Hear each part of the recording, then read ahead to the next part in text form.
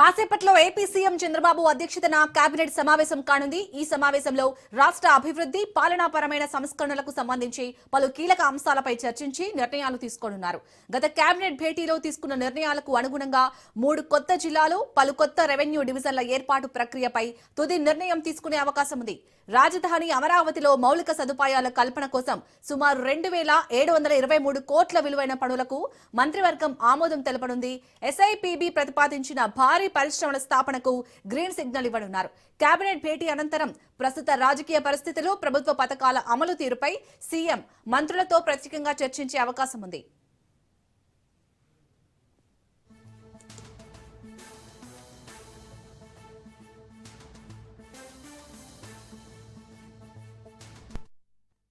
ఇక కాసేపట్లో అయితే ఇటు ఏపీ సీఎం చంద్రబాబు అధ్యక్షతన అయితే కేబినెట్ సమావేశం కానుంది. ఈ సమావేశానికి సంబంధించి పూర్తి డీటెయిల్స్ ని మా ప్రతినిధి సంతోష్ అందిస్తారు. సంతోష్,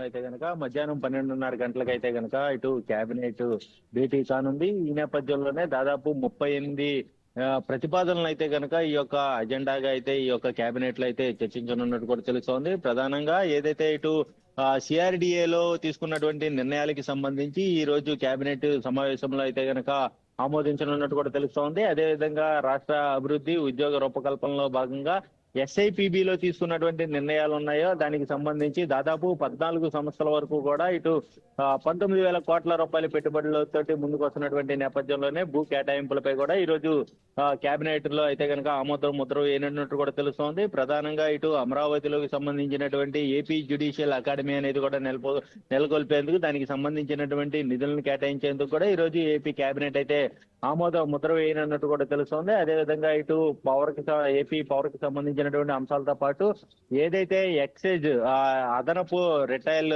ఎక్సైజ్ కి ట్యాక్స్ ఎక్సైజ్ కి సంబంధించినటువంటి గతంలో నిర్ణయించారో, దానికి సంబంధించి విధించారో, దానికి సంబంధించినటువంటి అంశాలపై కూడా ఇటు ఉపసంహరణలపై కూడా చర్చ జరిగేటువంటి అవకాశాలు ఎక్కువగా కనబడతా ఉన్నాయి. మొత్తంగా చూసుకున్నట్లయితే కనుక ఇక ఏపీలో ఇటు టూరిజం శాఖపై కూడా దృష్టి పెడుతున్నటువంటి నేపథ్యంలోనే ఇటు బాపట్ల, సూర్యలంక బీచ్ కావచ్చు, దానికి పర్యాటక రంగం పెరిగే విధంగా కూడా ఏ విధమైనటువంటి రూపకల్పన చేసే విధంగా కూడా ఈ యొక్క కేబినెట్ లో అయితే చర్చించి దానికి సంబంధించినటువంటి నిర్ణయాలు అనేది కూడా అభివృద్ధికి సంబంధించినటువంటి నిర్ణయాలపై కూడా తీసుకున్నట్టు కూడా తెలుస్తోంది. ఇక కృష్ణానదికి ఏదైతే ఇటు కృష్ణానది పర్యాటక రంగంగా అయితే కనుక నెలకొల్పేందుకు దానికి సంబంధించినటువంటి అంశాలపై కూడా ఈ రోజు సీఎం చంద్రబాబు నాయుడు కీలక నిర్ణయం అనేది కూడా తీసుకున్నట్టు తెలుస్తోంది. అదేవిధంగా ఇక తిరుపతి నుంచి దాదాపు రాయలసీమలో కూడా పలు అభివృద్ధి కార్యక్రమాలకి, పలు ప్రాజెక్టులకి అయితే కనుక ఈ రోజు శ్రీకారం చుట్టనున్నట్టు కూడా తెలుస్తోంది. వీటన్నిటినీ కూడా పూర్తి స్థాయిలో గ్రౌండ్ అయ్యే విధంగా కూడా ఎప్పటికప్పుడు ఆయా జిల్లా కలెక్టర్లు దానికి సంబంధించినటువంటి నివేదికతో పాటు ఎప్పటికప్పుడు పర్యవేక్షించే విధంగా ఉండాలంటూ కూడా ఈ రోజు సీఎం చంద్రబాబు నాయుడు మంత్రులకి దిశానిర్దేశం అనేది చేయనున్నట్టు కూడా తెలుస్తోంది. ఇక ఈ కేబినెట్ సమావేశం అనంతరం కూడా ఎంతో కీలకంగా తాజా రాజకీయ పరిస్థితులపై కూడా సీఎం చంద్రబాబు నాయుడు మంత్రులకి దిశానిర్దేశం చేయనున్నట్టు కూడా తెలుస్తోంది. ఎందుకంటే రాష్ట్రంలో చూస్తున్నట్లయితే కనుక ఇటు ప్రాజెక్టుల అంశం ఎక్కువగా వెళ్తున్నటువంటి నేపథ్యంలోనే ప్రతిపక్షం చేస్తున్నటువంటి వాటిని అయితే కనుక విమర్శలను తిప్పికొట్టే విధంగా మంత్రులు ప్రణాళికలు సిద్ధం చేసుకునే విధంగా ఉండాలి, అదే విధంగా ఆలస్యం చేయకూడదు అంటూ కూడా ఉన్నటువంటి అంశాలపై కూడా ఈ రోజు కేబినెట్ అనంతరం చర్చించే అవకాశాలు ఎక్కువగా కనబడతా ఉన్నాయి. అయితే మొత్తంగా చూసుకున్నట్లయితే కనుక ఇటు రాష్ట్ర అభివృద్ధి, పలు కీలక రంగాలపై, పలు కీలక శాఖలకు సంబంధించినటువంటి అంశాలు వీటన్నిటినీ కూడా ఈ రోజు సీఎం చంద్రబాబు నాయుడు అధ్యక్షతన అయితే కనుక మంత్రి మండలిలో నిర్ణయం తీసుకున్న తర్వాత ఆమోదించే పరిస్థితులు కూడా కనబడుతున్నట్టు తెలుస్తూ ఉంది. Right, thank you Santosh.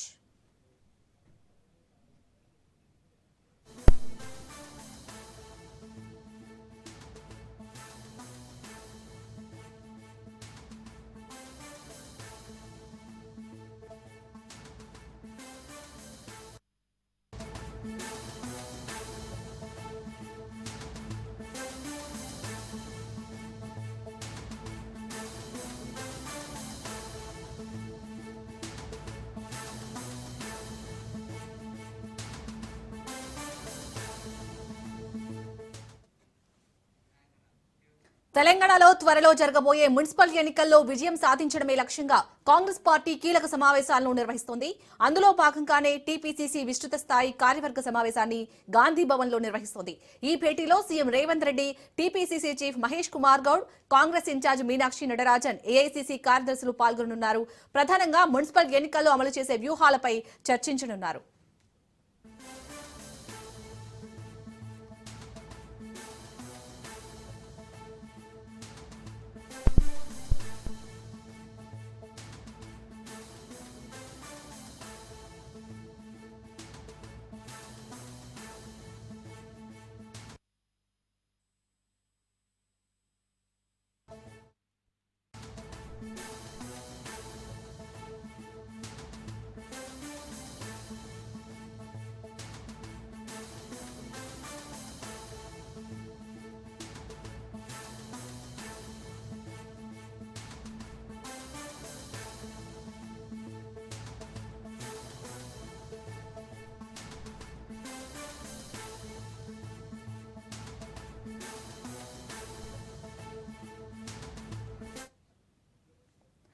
Breaking news చూస్తున్నా. మాజీ ముఖ్యమంత్రి కేసీఆర్ ని మంత్రి సీతక్క కలవనున్నారు. ఇవాళ ఎర్రవల్లి వ్యవసాయ క్షేత్రానికి సీతక్క వెళ్లనున్నారు.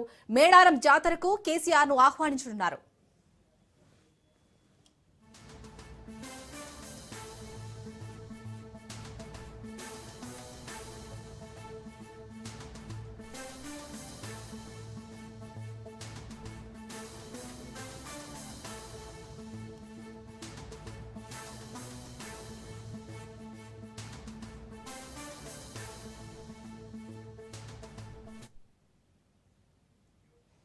మాజీ ముఖ్యమంత్రి కేసీఆర్ ని మంత్రి సీతక్క కలవనున్నారు. ఇవాళ ఎర్రవల్లి వ్యవసాయ క్షేత్రానికి సీతక్క వెళ్లనున్నారు.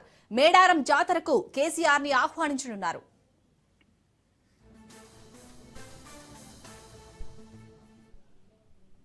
రైట్ టికెట్ మాజీ ముఖ్యమంత్రి కేసీఆర్ అయితే మంత్రి సీతక్క కలవబోతున్నారు. దీనికి సంబంధించి పూర్తి డీటెయిల్స్ ని మా కరెస్పాండెంట్ సైదులు అందిస్తారు. సైదులు. శాలిని, మరి కాసేపట్లో ఎర్రవల్లి వ్యవసాయ క్షేత్రానికి మంత్రి సీతక్క వెళ్లనున్నారు. ఎర్రవల్లి వ్యవసాయ క్షేత్రంలో మాజీ ముఖ్యమంత్రి కేసీఆర్ ని సీతక్క కలవనున్నారు. మేడారం జాతరకు కేసీఆర్ ని ఆహ్వానించేందుకు ఆమె అక్కడికి వెళ్తారు, కేసీఆర్ ని ఆహ్వానిస్తారు. సో అంతే, ఇక ప్రస్తుతం జరుగుతున్నటువంటి రాజకీయ పరిణామాలపైన కూడా కాసేపు కూర్చొని మాట్లాడే అవకాశం ఉంటుందని మనకి విశ్వసనీయ సమాచారం. అయితే మేడారం జాతరకు ఇప్పటికే రాష్ట్ర ప్రభుత్వం అన్ని ఏర్పాట్లు దాదాపుగా పూర్తి చేసింది. అసెంబ్లీ శీతాకాల సమావేశాల్లో అక్కడ ఉన్నటువంటి మంత్రుల్ని, ఎమ్మెల్యేలందరినీ కూడా మంత్రి సీతక్క, ఎందుకంటే వరంగల్ మంత్రిగా సీతక్క ఉన్నారు కాబట్టి, సో ఇక మేడారం జాతరకి ఆమె స్వయంగా అందరినీ ఆహ్వానిస్తుంది. దానిలో భాగంగా ప్రతిపక్ష పార్టీ నాయకులందరినీ కూడా మంత్రి సీతక్క ఆహ్వానం పలుకుతుంది. సో ఇక ప్రతిపక్ష నేతగా ఉన్నటువంటి గులాబీ దళపతి, మాజీ ముఖ్యమంత్రి కేసీఆర్ ని మేడారం జాతరకు ఆహ్వానిస్తామని ఇంతకు ముందే రాష్ట్ర ప్రభుత్వం చెప్పింది. దానిలో భాగంగా మంత్రి సీతక్క ఈ రోజు ఎర్రవల్లి వ్యవసాయ క్షేత్రానికి వెళ్లి అక్కడ కేసీఆర్ ని కలిసి 15 నిమిషాల పాటు మాట్లాడి కేసీఆర్ కు ఆహ్వాన పత్రికని సీతక్క అందజేయనున్నారు. దాని తర్వాత ప్రస్తుతం రాష్ట్రంలో జరుగుతున్నటువంటి రాజకీయ పరిణామాలపైన కూడా సీతక్కతో కేసీఆర్ మాట్లాడే అవకాశం కూడా ఉంది. ఎందుకంటే పార్టీలకు ఖచ్చితంగా సీతక్క అందరితో కలివిడిగా ఉంటుంది కాబట్టి, సో అందుకు దాదాపు ఎక్కువ అంశాలు కూడా రాష్ట్రంలో జరుగుతున్నటువంటి పరిణామాలు, అదేవిధంగా ప్రస్తుతం ఉన్నటువంటి పరిణామాలన్నీ కూడా ఓవరాల్ గా జరిగే అవకాశం ఉంటున్నట్టు కూడా మనకైతే సమాచారం. కాబట్టి ఆమె మధ్యాహ్నం అలా ఎర్రవల్లి వ్యవసాయ క్షేత్రానికి హైదరాబాద్ నుంచి బయలుదేరి వెళ్తారని చెప్పేసి కూడా తెలుస్తుంది. కాబట్టి ఈసారి మేడారం జాతరని ఎంతో ప్రతిష్టాత్మకంగా నిర్వహిస్తున్నాం అని చెప్పేసి రాష్ట్ర ప్రభుత్వం చెప్తూ వస్తుంది. దానిలో భాగంగానే అందరికీ పార్టీలకు ఖచ్చితంగా అందరినీ కూడా ఆహ్వానిస్తూనే ఉంటున్నారు. సో ఇక ఈ రోజు ప్రతిపక్ష నేత కేసీఆర్ ని ఆహ్వానించేందుకు మరి కాసేపట్లో సీతక్క హైదరాబాద్ నుంచి ఎర్రవల్లికి వెళ్తారు. Right, thank you Saidulu.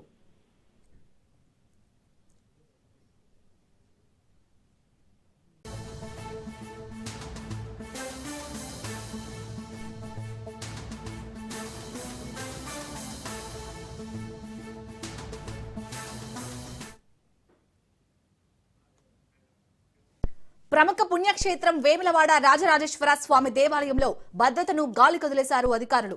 నిత్యం భక్తులతో రద్దీగా ఉండే రాజన్న ఆలయంలో భద్రతా లోపాలు కొట్టొచ్చినట్లు కనిపిస్తున్నాయి. రాజన్న అనుబంధ ఆలయమైన భీమేశ్వర ఆలయంలో అమర్చేందుకు 5 లక్షలు ఖర్చు చేసి డోర్ ఫ్రేమ్ మెటల్ డిటెక్టర్లను కొనుగోలు చేసిన అధికారులు ఇంజనీరింగ్ సెక్షన్లో ఓ మూలకు పడేశారు.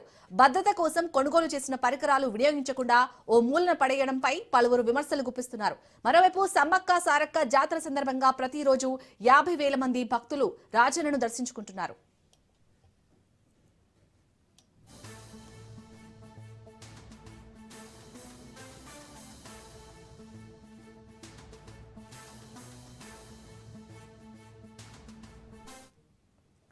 రైట్, ఇక ఇదే అంశానికి సంబంధించి పూర్తి డీటెయిల్స్ ని మా ప్రతినిధి రవీందర్ అందిస్తారు. రవీందర్, ఎందుకు అక్కడ భీమేశ్వర ఆలయంలో అయితే అమర్చేందుకు ఆల్రెడీ 5 లక్షలు ఖర్చు చేసి మరి ఆ భద్రతా పరికరాలను కొన్నారు, బట్ మూలకు పడేసినట్టుగా తెలుస్తుంది.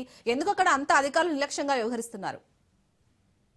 శాలిని, ఒకవైపు రాజన్న సిరిసిల్ల జిల్లా ఆలయానికి సంబంధించి భీమేశ్వర ఆలయంలో ఒకవైపు దర్శనాలు కొనసాగుతున్న నేపథ్యంలో భీమేశ్వర స్వామి ఆలయంలో ఒకవైపు అమర్చబడడానికి ఒక 5 లక్షల రూపాయలతోటి మెటీరియల్ డిటెక్టర్లను కొనడం జరిగింది. అయితే అవి ఇప్పుడు నిరుపయోగంగా పడుతున్న పరిస్థితులు అయితే కనబడుతున్నాయని చెప్పొచ్చు. ఎందుకంటే వాటిని వాడకుండా అక్కడే పెట్టడంతో పనులకు కోసం కొనడం జరిగింది. అయినా కానీ అవి పని చేయకుండా వినియోగించకుండా పక్కకు పడడంతో ఈ సమ్మక్క సారక్క జాతర ఉన్న నేపథ్యంలో భక్తులు అయితే అధిక సంఖ్యలో పాల్గొంటున్నారు. రోజువారీగా దాదాపు 50,000 మంది భక్తులు వచ్చి స్వామివారిని దర్శించుకొని వెళ్తున్న పరిస్థితులు కనబడుతున్నాయి. కానీ దానికి సంబంధించి అక్కడ ఉపయోగించడానికి కొన్నప్పటికీ కూడా అవి రూమ్ ఒక కాడ పడవేసి అవి నిరుపయోగంగా పెట్టిన పరిస్థితి అయితే కనబడుతుందని చెప్పవచ్చు. ఎందుకంటే వాటిని వాడినట్టయితే కొంచెం యూజింగ్ అయితే అవకాశం ఉంటుంది, కానీ వాటిని ఎటువంటి యూజ్ చేయకపోవడంతో కూడా భక్తులకు చాలా వరకు ఇక్కడికి కలుగుతున్న పరిస్థితి అయితే ఇక్కడ కనబడుతుంది. రోజువారీగా క్రౌడ్ చాలా వరకు వస్తుంది. ఎందుకంటే ఆ క్రౌడ్ ను ఆపే విధంగా కూడా మాత్రం అక్కడ సిబ్బంది ఉండాలి, ఇవన్నీ పనిచేస్తాయి కాబట్టి. కానీ ఇవి నిరుపయోగంగా దాన్ని వడవేసి ఎటువంటి జాగ్రత్తలు లేకుండా అక్కడ ఉన్న ఆలయ సిబ్బంది కావచ్చు, ఒక ఆలయ ఎంప్లాయీస్ కూడా దానిపైన ఎటువంటి దృష్టి సారించకుండా వచ్చిన భక్తులకు కూడా ఇబ్బందికరంగా మారుతున్న పరిస్థితి కనబడుతుంది. ఎందుకంటే ఇంజనీరింగ్ సెక్షన్ లో మూలకు పడవేయడంతో కూడా ఆ ఆలయ అధికారులు మరి ఏం చేస్తున్నారు, అక్కడ ఉన్న సిబ్బంది దాన్ని పట్టించుకోవడానికి గల కారణాలు ఏంటి, మరి ఈవో ఏం చేస్తుంది, ఈవో రమాదేవి వాటిని అన్నింటినీ ఏ విధంగా ఉన్నాయని పరిరక్షించాలి, చూడాలి. కానీ ఎటువంటి చూడకపోవడంతో నిరుపయోగంగా పడిపోతున్నాయి. వచ్చిన భక్తులకు ఇక్కట్లు కలుగుతున్నాయి. ఎందుకంటే రోజు 50,000 మంది భక్తులు అంటే అధిక సంఖ్యలో వస్తారు, ఎక్కువ క్రౌడ్ ఉంటుంది. ఆ క్రౌడ్ కూడా నివారించే ప్రయత్నం కూడా అక్కడ జరుగుతలేదు. చాలా వరకు వచ్చిన భక్తులకు కూడా ఇబ్బందికరంగా మారుతుందనే కోణంలో కూడా భక్తులు ఆవేదన వ్యక్తం చేస్తున్న పరిస్థితి అక్కడ స్పష్టంగా కనబడుతుంది. లక్షల రూపాయలు వెచ్చించి ఒక కొనుగోలు చేస్తున్నారు, కానీ అవి ఎందుకో నిరుపయోగంగా పడిపోవడంతో అక్కడ ఉన్న భక్తులు వచ్చే వారైతే ఇబ్బందికరంగా మారుతుంది. వాళ్ళు కూడా ఆవేదన వ్యక్తం చేస్తున్న పరిస్థితి ఇక్కడ స్పష్టంగా కనబడుతుంది. మరి ఈవో రమాదేవి దీనిపైన ఎటువంటి స్పందన ఇప్పటివరకు ఏం పరిస్థితి అయితే కనబడుతుందని చెప్పవచ్చు. ఎందుకంటే అక్కడ వచ్చిన భక్తులకు ఎలవెల్ల దర్శనాలు కలగాలి, ఎందుకంటే ఇక్కడ కలగవచ్చు, స్కూల్ కావచ్చు, ఇక్కడ కూడా డిస్టర్బ్ కలగకుండా వాళ్ళు వచ్చిన వాళ్ళని వెళ్ళిపోయే విధంగా చూడాలి. కానీ అక్కడ ఆలయ సిబ్బంది దాంట్లో విఫలమవుతున్నట్టుగా స్పష్టంగా దాంట్లో కనబడుతుందని చెప్పవచ్చు. Right, thank you Ravinder.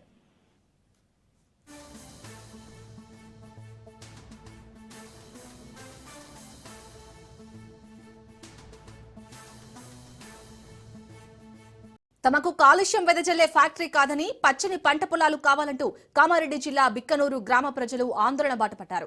Bikkanoor మండల కేంద్రం శివారులో నెలకొల్పనున్న futures health care private limited company ఏర్పాటు కోసం తెలంగాణ కాలుష్య నియంత్రణ మండలి ఆధ్వర్యంలో పర్యావరణ ప్రజాభిప్రాయ సేకరణను చేపట్టారు. ఈ ప్రజాభిప్రాయ సేకరణలో ప్రజలు ముక్త కంఠంతో ఫ్యాక్టరీ వద్దంటూ తెలియజేశారు. ఫ్యాక్టరీని నిలిపివేయకపోతే పెద్ద ఎత్తున ఆందోళన బాట పడతామని హెచ్చరిస్తున్నారు. దీనిపై పూర్తి డీటెయిల్స్ ని మా ప్రతినిధి నవీన్ అందిస్తారు. ఫార్మా కంపెనీ వద్దకు కామారెడ్డి జిల్లా బిక్నూరు గ్రామ ప్రజలు కూడా పెద్ద ఎత్తున ఆందోళన చేపట్టారు. అయితే ముఖ్యంగా బిక్నూరు మండల కేంద్రంలోని సర్వే నంబర్ 667 కింద కూడా ముఖ్యంగా Mr and Mrs Future Health care private Limited పేరుతో పెద్ద ఎత్తున బల్క్ అండ్ డ్రగ్స్ కర్మాగారానికి నిర్మించేందుకు ఇక్కడ నిర్ణయం తీసుకున్నది. దీనికి బిక్నూరు గ్రామానికి సంబంధించిన ప్రజలు, మండలం సంబంధించిన ప్రజలు కూడా పెద్ద ఎత్తున దీనివల్ల పూర్తిగా పర్యావరణం దెబ్బతింటుందని చెప్పి కూడా పెద్ద ఎత్తున ఆందోళన చేపడతారు. ఇక్కడ ఈ రోజు కూడా దీనిపై కూడా ప్రజాభిప్రాయ సేకరణ కూడా మొదలుపెట్టారు. దీనిపై మాట్లాడడానికి గ్రామస్తులు ఉన్నారు. తెలుసుకునే ప్రజలు చెప్పండి, ప్రధానంగా వీరికి ఎందుకు వచ్చారు ప్రజా సేకరణ, అసలు ఏమంటే ఏమవుతున్నారు, జరుగుతుంది, ఏం నడుస్తుంది? ఇక్కడ ప్రజాభిప్రాయ సేకరణ అని ఒక మీటింగ్ పెట్టారండి జాయింట్ కలెక్టర్ గారి ఆధ్వర్యంలో. ఇందులో పొల్యూషన్ కంట్రోల్ బోర్డు వాళ్ళు అందరూ వచ్చారు. సో ఇది ఏదైతే ఉందో ఇది చాలా బూటకంగా కనబడుతోంది. ఎందుకంటే ఆల్రెడీ కంపెనీ ఇప్పుడు చూడండి సైడ్లో గోడలు కట్టేశారు, మొరం అంతా ఆల్మోస్ట్ దీని స్టార్టింగ్ స్టేజ్లో మొత్తం ఏదో పర్మిషన్లు కొన్ని బేసిక్ తెచ్చేసుకున్నారట.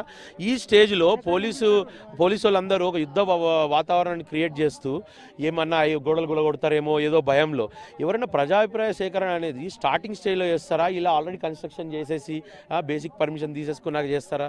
ఆ కంపెనీ పేరు వేరే పేరుతో కరోనా టైంలో గుట్టి చప్పుడు కాకుండా 2.5 ఎకరాలు ఏమో తీసుకొని ఏదో అది ఏం తయారు చేస్తారని ఏం చెప్పారో లేదో తెలియదు. అప్పుడు ప్రజాభిప్రాయ సేకరణ ఏం తీసుకోకుండా ఈ స్టార్ట్ చేసింది. ఇప్పుడు దాన్ని 9.5-10 ఎకరాలకు విస్తరిస్తూ సేమ్ ఎంఎస్ఎన్ అప్పుడు కూడా ఇలానే జరిగింది. ఆ పేరు వేరే పేరు, చిన్న ల్యాండ్ అని ఏం తయారు చేస్తారు చెప్పకుండా ఇప్పుడు విరూపాక్ష అని చెప్పేసి సో ఆ సేమ్ ప్రాసెస్ ఫాలో అవుతున్నారు. ఇది చాలా డేంజర్. ఆల్రెడీ ఎంఎస్ఎన్ వల్ల అనుభవిస్తున్నాం అన్నీ. ఎంత పర్యావరణ నియంత్రణలు అన్నీ తుంగలో దొక్కుతూ మొత్తం బోర్లు వేసి దాని నీళ్లు లోపలికి వదిలేసి భూగర్భ జలాలు కలుషితమై ఆ కాచాపూర్ చెరువులో చేపలు చనిపోవడాలు, బర్రెలు చనిపోవడాలు, ఆ ఎంఎస్ఎన్ కంపెనీనే మూసేసి ఇక్కడ నుంచి తరలించాలని మేము అనుకుంటుంటే ఇప్పుడు గుట్టి చప్పుడు కాకుండా ఇంకో కంపెనీని ఆల్రెడీ ఫౌండేషన్స్ అన్ని వేసేసి ఏదో పర్మిషన్ తీసుకొని ఇప్పుడు బూటకంగా తూతూ మంత్రంగా ఏదోటి ప్రజాభిప్రాయ సేకరణ పెట్టిర్రు. ఇది ఎంతవరకు కరెక్ట్? ఒక్కొక్కరు మీరు మాట్లాడేది చూస్తుంటే స్పీకర్లు ఎంతో ఆవేదనకు గురై మేము చావడానికని రెడీ అన్న లెవెల్లో ఎంతోమంది మాట్లాడుతున్నారంటే మీరు ఆలోచించండి ఎంత ఆవేదనకు గురయ్యారు. ప్రధానంగా మీరు చెప్పండి, అసలు ఈ బిక్నూరు మండలానికి ఎంత దూరంలో ఉంది, దీనివల్ల ఎలాంటి నష్టం జరుగుతుంది? బిక్నూరుకు మా అంటే 1 కిలోమీటర్ 1.5 కిలోమీటర్ కూడా లేదు. ఇంతమంది పబ్లిక్ ఉన్న ప్లేస్లో ఇంత పొల్యూషన్ ఆల్రెడీ ఎంఎస్ఎన్ పక్కపడ మాకు అనుభవిస్తూ ఉన్నాం. మళ్ళీ దీనికి ఎట్లా ఇస్తారు పర్మిషన్, ఎట్లా తీస్తారు? ఆల్రెడీ వాటర్ తాగడానికి వాటర్ మాకు ఇబ్బందికరంగా ఉన్నది పరిస్థితి. ఇంతమంది జీవితాలు ఆడడం ఎంతవరకు కరెక్ట్? ఇది ఈ గవర్నమెంట్ కానీ దీన్ని ముక్తకంఠంగా మేము అందరు కలిసి ఊరంతా కలిసి ఏకగ్రీవంగా మేము అన్ని పార్టీలు అఖిలపక్షం మొత్తం కలిపి ఊరు అవసరం లేదని చెప్పి మేము 100% పక్క ముక్తకంఠంగా మేము ఒక కంపెనీ వద్దని పెట్టుకొని చేరినాం. అది పరిస్థితి. మీరు చెప్పండి, ప్రధానంగా దీనివల్ల ఎలాంటి నష్టం జరుగుతుంది? ఇప్పుడు మీకు ఇక్కడ ఫ్యాక్టరీ పెడితే మంది ఉద్యోగాలు వస్తాయని కూడా చెప్తున్నారు కదా సార్. వాళ్ళు ఇచ్చే 200 ఉద్యోగాలు ఇంచుమించు 50,000 మందిని నాశనం, ప్రజారోగ్యాన్ని ఖరాబ్ చేసే ఉద్యోగాలు 200 ఉద్యోగాలు మాకెందుకు సార్? అది మాకు అవసరం లేదు. మాకు స్వచ్ఛమైన గాలి కావాలి. నీరు కలుషితమవుతుంది దీనివల్ల, ఈ కంపెనీల వల్ల నీరు కలుషితమవుతుంది, పర్యావరణం కలుషితమవుతుంది. మాకు రాత్రిపూట ఇప్పుడు ఉన్న ఎంఎస్ఎన్ కంపెనీ వల్ల శ్వాసకు సంబంధించిన వ్యాధులు వస్తున్నాయి సార్, గుండె జబ్బులు వస్తున్నాయి, చిన్న వయసులలో హార్ట్ అటాక్ వస్తున్నారు సార్. దీనివల్ల ఇంకా మళ్ళీ ఏరికోరి మా మెడ మీదకి తెచ్చుకోం సార్. ఈ కంపెనీలు వద్దు. దయచేసి మీ ద్వారా ఇటువంటి కంపెనీలు మా చుట్టుపక్కల రాకుండా మా యొక్క గోడును మీ ద్వారా ప్రభుత్వానికి విన్నవిస్తున్నాం. మీరు చెప్పండి, దీనివల్ల ఎంత పర్యావరణం ఎలా దెబ్బతింటుంది? ముఖ్యంగా పంట పొలాల్లో ఎంత నష్టం జరుగుతుంది? పంట పొలాలు అనేది మొత్తం నాశనం అయిపోతున్నాయి. ఎందుకంటే ఇక్కడ బలరు కానీ గోదలు కానీ వ్యవసాయదారులు మస్తు మంది గొర్రెలు మేపుడు బలరు పెంచుకున్నాడు చేయడం వల్ల ఇప్పుడు ఈటీపీ అనే ఒక కాన్సెప్ట్ వచ్చింది. సార్ చెప్పాడు ఇంతకు ముందుకు. నేను కూడా ఎంఎస్ఎన్ కంపెనీలో ఎంప్లాయీని. నాకు అందులో జరిగే ప్రతి ఒక్క డీటెయిల్ ప్రతి ఒక్కటి తెలుసు, కానీ నేను చెప్పకూడదు ఎందుకంటే నేను ఒక ఎంప్లాయీని కాబట్టి. కాలుష్యం మొత్తం నీటి కాలుష్యం కానీ గాలి కాలుష్యం కానీ మొత్తం వ్యర్థ పదార్థాలు మొత్తం బయటకు వెళ్ళిపోతున్నాయి. వాళ్ళు మొత్తం కిందికే వదిలిపెడతారు. భూగర్భ జలాలన్నీ మొత్తం నాశనం కావడానికి కారణం ఎంఎస్ఎన్ అనే కంపెనీ. ఏమన్నారు, లోకల్ వాళ్ళకి ప్రయారిటీ ఇస్తాం, మళ్ళీ మీకు జాబ్స్ పెరుగుతాయి, ప్రతిదీ మీకు ఎలాంటి పొల్యూషన్ లేకుండా చూస్తామని చెప్పారు. ప్రతి సంవత్సరం పొల్యూషన్ కానీ పర్యావరణం కానీ చూస్తామని చెప్పారు. అప్పుడు లేదు, ఇప్పుడు పెడుతున్నారు మళ్ళీ. సేమ్ ఇది కూడా అలానే తయారవుతుంది. ఇది 100 కరెక్ట్. మళ్ళీ ఇలా ఈ కంపెనీ వచ్చిన లోకల్ వాళ్ళని తీసుకోరు. ఏంటంటే లోకల్ వాళ్ళ పేరు తీసుకొని వేరే వాళ్ళని బీహార్ కానీ వేరే కంట్రీస్ వాళ్ళని తీసుకొని వచ్చి వాళ్ళతో పని చేయించుకోవడం తప్ప ఇంకా వేరే ఉద్దేశం లేదు. ఈ కంపెనీ వేళ ఇక్కడ పడ్డా కానీ ఈ చుట్టుపక్కల ఉన్న వాళ్ళకు మేలు జరగదు, కీడ ఎక్కువ జరుగుతుంది.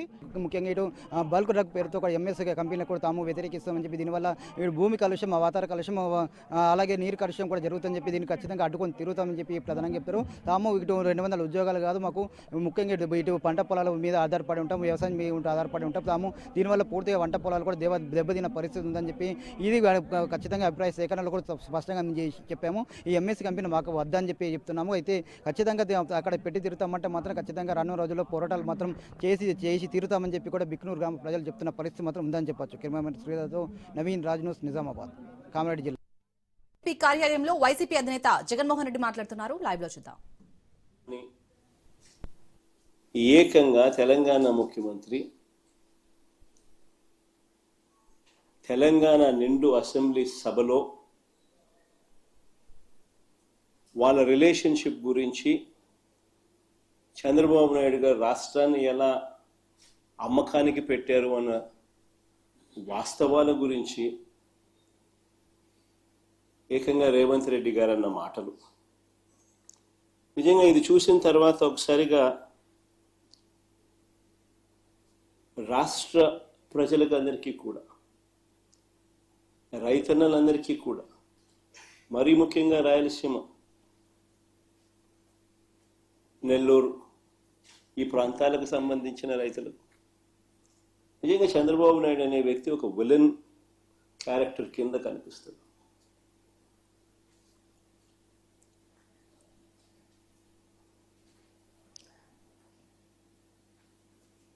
ఆ కుర్చీలో చంద్రబాబు నాయుడు గారు ముఖ్యమంత్రిగా కొనసాగుతూ తన సొంత రాష్ట్రాన్ని ఏ రకంగా తాకట్టు పెట్టాడు,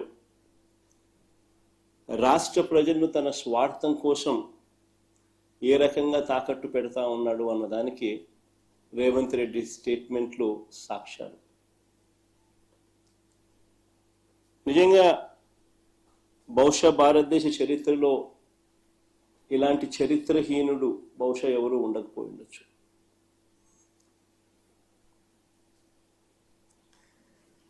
చంద్రబాబు నాయుడు గారు, ఆయన ఇరిగేషన్ మంత్రి, ఇద్దరూ కూడా తెలంగాణ ముఖ్యమంత్రి అన్న మాటలను ఖండిస్తారు అని చెప్పి అందరం కూడా ఆశించాం. ప్రతి రైతు కూడా ముఖ్యమంత్రి ఈ స్థాయికి దిగజారిపోడు అని చెప్పి రైతు కూడా ఆశపడ్డాడు. కానీ ఆశ్చర్యం ఏమిటి అంటే చంద్రబాబు నాయుడు గారు తన ఇరిగేషన్ మంత్రితో తాను మాట్లాడించిన మాటలు, చంద్రబాబు నాయుడు గారు మాట్లాడుతూ ఉన్న మాటలు చూస్తే రాయలసీమ లిఫ్ట్ ఇరిగేషన్ స్కీమ్ అవసరం లేదు అంటూ వీళ్ళు మాట్లాడుతూ ఉన్న మాటలు చూస్తే రేవంత్ రెడ్డితో చంద్రబాబు నాయుడు గారికి ఉన్న రహస్య ఒప్పందానికి అధికార ముద్ర వేసినట్టే. కరెక్ట్గా రేవంత్ రెడ్డి కూడా ఇదే మాటలే మాట్లాడాడు. చంద్రబాబు నాయుడు కూడా ఆయన మంత్రి కూడా రాయలసీమ లిఫ్ట్ అవసరం లేదు అని అంటూ చంద్రబాబు నాయుడు బరి తెగించి మాట్లాడడం కూడా వాళ్ళిద్దరి మధ్య జరిగిన ఒప్పందానికి ఆమోద ముద్ర వేసినట్టే, అధికార ముద్ర వేసినట్టే. స్వలాభం కోసం ప్రజలకు ఎంతటి ద్రోహమైనా కూడా, ఎంతటి మోసమైనా చేయడానికి చంద్రబాబు నాయుడు అనే వ్యక్తి వెనకాడడు. తన స్వార్థం కోసం పిల్లనిచ్చిన మామను ఎన్టీ రామారావునైనా వెన్నుపోటు పొడుస్తాడు. తన స్వార్థం కోసం చంద్రబాబు నాయుడు జన్మనిచ్చిన సీమను కూడా ఏమాత్రం హెసిటేట్ చేయకుండా వెన్నుపోటు పొడుస్తాడు.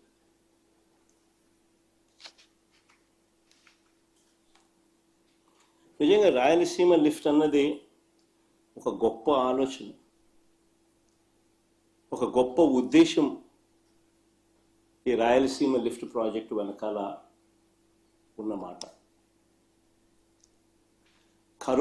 కరువు కోరల్లో చిక్కుకొని ఉన్న రాయలసీమ ప్రాంతం,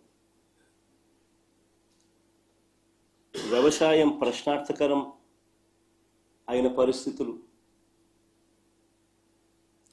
తాగడానికి మంచినీళ్ళు కూడా ఒక్కొక్కసారి దొరకని పరిస్థితి.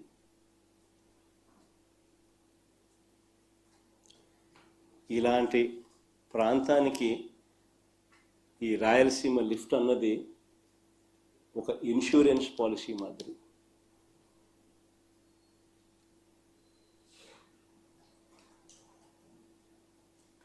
రాయలసీమకు, నెల్లూరుకు, చెన్నైకి ఇది సంజీవిని వంటిది.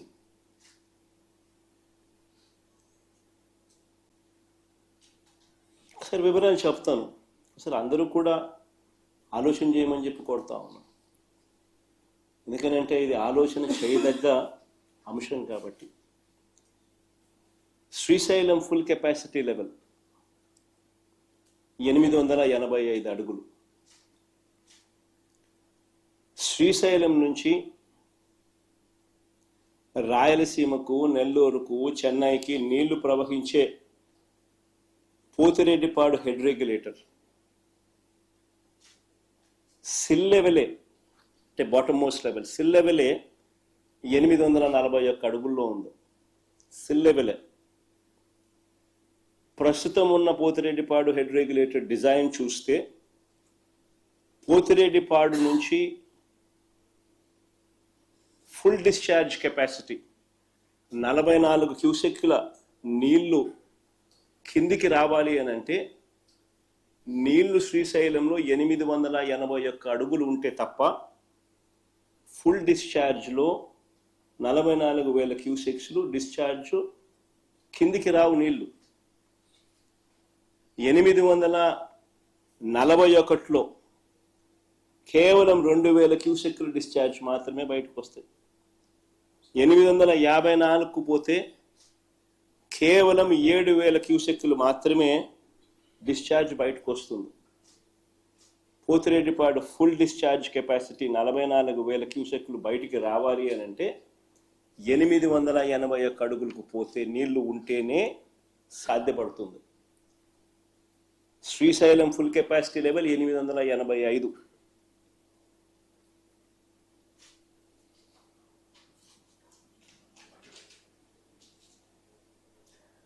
పోతిరెడ్డిపాడు నుంచి దాదాపుగా 101 టీఎంసీలు కేటాయింపులు ఉన్నాయి మనకు.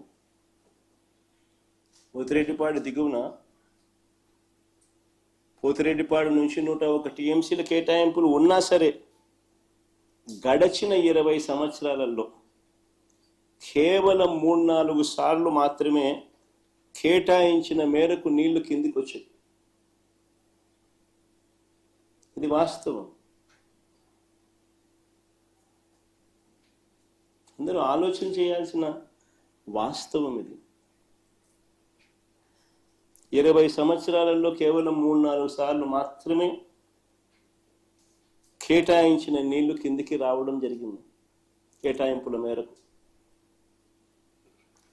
ఇలాంటి దుర్భరమైన పరిస్థితిలో ఇప్పటికే ఒక వైపున ఉండగా మరోవైపున 2015లోనే, అంటే ఇక్కడ చంద్రబాబు నాయుడు గారు రాష్ట్రం విడిపోయింది, ఇక్కడ చంద్రబాబు నాయుడు గారు ముఖ్యమంత్రిగా ఉన్నారు, అక్కడ తెలంగాణ ప్రభుత్వం అటువైపున 2015లో కేసీఆర్ గారు అక్కడ ముఖ్యమంత్రిగా అప్పట్లో ఉన్నారు. కల్వకుర్తి లిఫ్ట్ కెపాసిటీని 25 టీఎంసీల నుంచి 40 నుంచి 50 టీఎంసీలకు పెంచాడు. పెంచడానికి శ్రీశైలంలో 802 అడుగుల నుంచే నీళ్లు డ్రా చేయడానికి పనులు చేపట్టారు. 802 అడుగుల నుంచి నీళ్లు డ్రా చేయడానికి పనులు మొదలుపెట్టారు అక్కడ తెలంగాణ గవర్నమెంట్. మరోవైపున దీనికంటే ఇంకా కొంచెం తక్కువగా 800 అడుగుల్లోనే మరో 2 టీఎంసీలు రోజుకు డ్రా చేసే కెపాసిటీతో పాలమూరు రంగారెడ్డి దిండి ప్రాజెక్టు పనులు కూడా మొదలుపెట్టారు.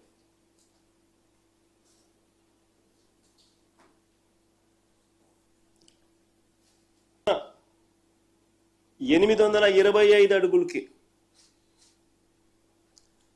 ఎస్ఎల్బిసి నుంచి మరో 40 టీఎంసీలు తీసుకెళ్లే నిర్మాణ పనులు కూడా ఒకవైపున సాగుతా ఉన్నాయి.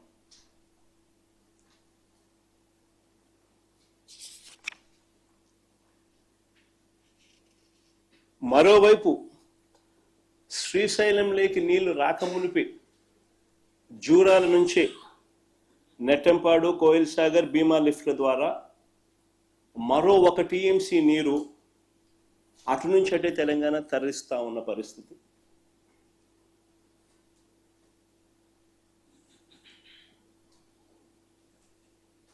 ఇంకో వైపున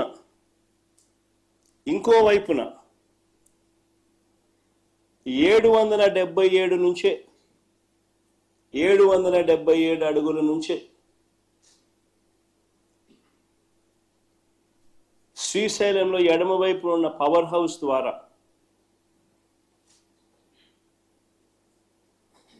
మరో 4 టీఎంసీల నీళ్లు రోజుకు ఇష్టం వచ్చినట్టుగా ఎడాపెడా పవర్ హౌస్ ఆపరేషన్స్తో తరలిస్తా నీళ్లు శ్రీశైలం నుంచి ఖాళీ చేస్తా ఉన్న పరిస్థితి. అంటే ఒకసారి గమనించమని అడుగుతా ఉన్నా. ఇప్పటికే పరిస్థితి ఎలా ఉంది అని అంటే 20 ఏళ్లలో పోతిరెడ్డిపాడు కింద 3-4 సంవత్సరాలు 20 సంవత్సరాలకు గాను 3-4 సంవత్సరాలు మాత్రమే అలొకేటెడ్ కోటా కిందికి నీళ్లు దొర్లుతా ఉన్న పరిస్థితి మధ్య ఈ ప్రాజెక్టులన్నీ ఇంకో వైపున కడతా ఉన్నారు. పవర్ హౌస్లో ఇష్టం వచ్చినట్టుగా పవర్ హౌస్ అనేది ఎందుకు ఆపరేట్ చేస్తారో కూడా అర్థం కాదమ్మా. ఒకవైపున రాష్ట్రంలో ఇటువైపున ప్రజలు అల్లాడుతూ ఉంటాయి నీళ్లు లేక, అటువైపున యథేచ్ఛగా పవర్ను 777 అడుగుల నుంచి 4 టీఎంసీ నీళ్లు శ్రీశైలం నుంచి ఖాళీ చేస్తూ పవర్ హౌస్ ఆపరేట్ చేస్తారు. రోజుకు 8 టీఎంసీల నీళ్లు ఈ లిఫ్ట్లు అయితేనేమి, ఈ పవర్ హౌస్ అయితేనేమి, పవర్ హౌస్ ద్వారా అయితేనేమి శ్రీశైలం నుంచి నీళ్లు ఖాళీ అవుతా ఉన్న పరిస్థితి. వీటి అన్నిటి ద్వారా రోజుకి 8 టీఎంసీల నీళ్లు ఈ లిఫ్ట్ల ద్వారా అయితేనేమి, ఈ పవర్ హౌస్ల ద్వారా అయితేనేమి శ్రీశైలం డ్యామ్ నుంచి ఖాళీ అవుతా ఉన్న పరిస్థితి. మన రాష్ట్ర పరిస్థితి చూస్తే అటువైపున ఈ పరిస్థితి ఉంది, మరోవైపున మన రాష్ట్ర పరిస్థితి చూస్తే శ్రీశైలం డ్యామ్ ఆపరేషన్స్తో కిందకు తెలంగాణ వదిలేస్తా ఉన్న నీటిని మనం అడ్డుకోలేని పరిస్థితి.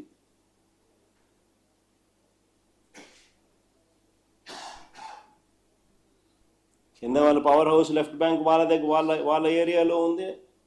వాళ్ళు పవర్ హౌస్ వాళ్ళు పవర్ జనరేట్ చేయడం కోసం అత్యధిక ప్రాధాన్యత ఇస్తూ రాయలసీమ ప్రాంతంలో ఏమైతే ఏముందిలే, ఇంకో ప్రాంతంలో ఏమైతే ఏమవుతుందిలే అని అత్యంత ప్రాధాన్యత ఇస్తూ వాళ్ళు పవర్ హౌస్ ద్వారా ఇష్టం వచ్చినట్టుగా నీళ్లు 4 టీఎంసీల నీళ్లు రోజు కిందికి డ్యామును ఖాళీ చేస్తా ఉన్న పరిస్థితి. మనం అడ్డుకోలేని పరిస్థితి. అటు నాగార్జున సాగర్ లెఫ్ట్ బ్యాంక్లో పవర్ హౌస్ కింద లెఫ్ట్ బ్యాంక్ ఆపరేషన్స్ మొత్తం వారి చేతుల్లోనే ఉన్నాయి. కింద కూడా left bank operations, left bank power house Nagarjuna సాగర్లో అవి కూడా వాళ్ళ చేతుల్లోనే ఉన్నాయి. అంతెందుకు మొన్నటి దాకా మన వైపున అంటే మన భూభాగంలో ఉన్న రైట్ బ్యాంక్ కెనాల్ ఆపరేషన్స్ కూడా వాళ్ళ చేతుల్లోనే ఉన్నాయి మొన్నటిదాకా.